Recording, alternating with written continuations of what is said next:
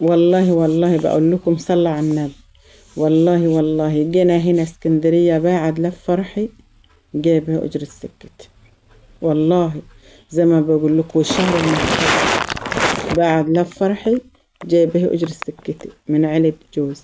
كنت قاعدة في العيلة وبعت عشان معيش أجرة سكتي أجي في البيت. جيت هنا بقيت أشتري أفرش كراتين أقعد عليه، حاجات قديمة أقعد عليه، وأجرنا أوضة بحمام بمطبخ وصغننان كده هو.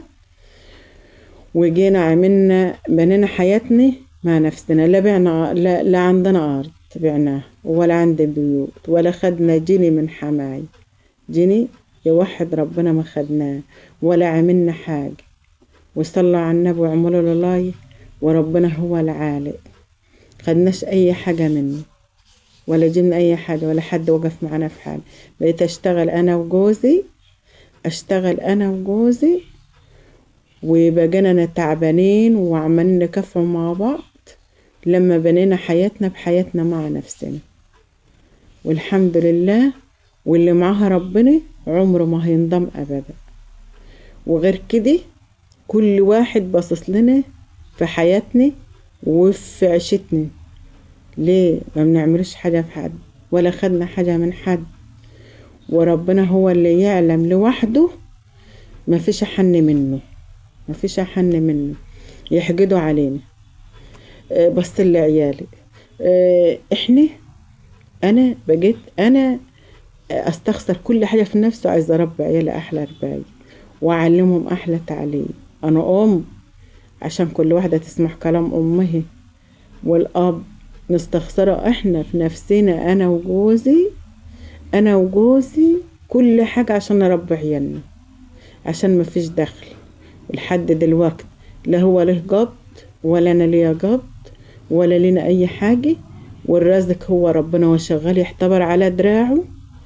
والله والله ما له قبض ولا ليا قبض ويحتبر شغال على دراعه.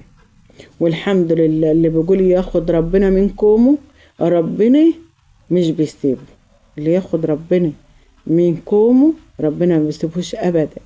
انا بقول اصلي واقول يا رب اما يبقى جوازة عيل ولا جوازة عيلي، واقول يا رب تلاقي ربنا بعت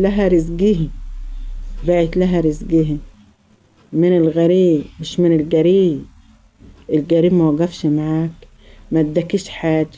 القريب اللي منك مستكتر عليك عيالك، مستكتر عليك عيشتك، مستكتر عليك كل حاجة بتلبسيها، كل حاجة. والحمد لله احنا ماشيين بفضل ربنا. اللي بياخد ربنا منكم عمره ما هينضاع ويصلي ويدعي ربنا. احنا ماشيين ببركة ربنا والحمد لله. ربنا بس ادعوا الجوز ربنا يشفيه ويخليه لي محوجني لحد ادعوا له. امانة عليكم تدعوا له. بكلمكم صراحة ربنا. الام دي تتحط في العين. مش رك الواحد ما يتجوز ما يسألش عن امه ويخبي ورا امه، يخبي من امه وما يسألش عن امه. لا، اي واحد يتجوز مهما كان ومهما يكون ما تغيرش عن امه ابدا. ما فيش عوضها. اما الام تستخسر كل حاجة في نفسها وعايزة تعلم ابنها احلى علاء واحلى رباية.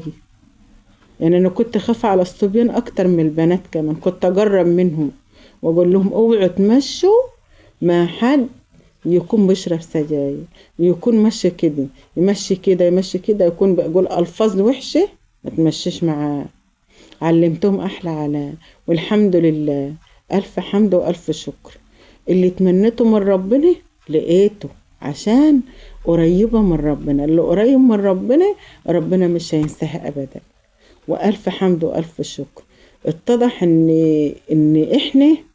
اقرب الاقربين لك بيحقد عليك. الغريب يقول الله يقويه، انما اقرب الاقربين لك بيحقد عليه. بس اقول لك انت بدل مع ربنا عمري ما هتجع ابدا ويضحك عليه. دايما هيحقد عشان انت احسن منه، عشان احنا احسن منه، انت احسن منه. ليه؟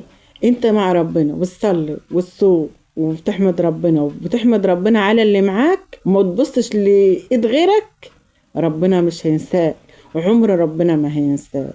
فاللي بياخد ربنا من قومه لا هينضام ولا هيحزن، وربنا هيديله من الأوسع، ربنا هيديله كمان وكمان على قد نيته وعلى قد ضميره.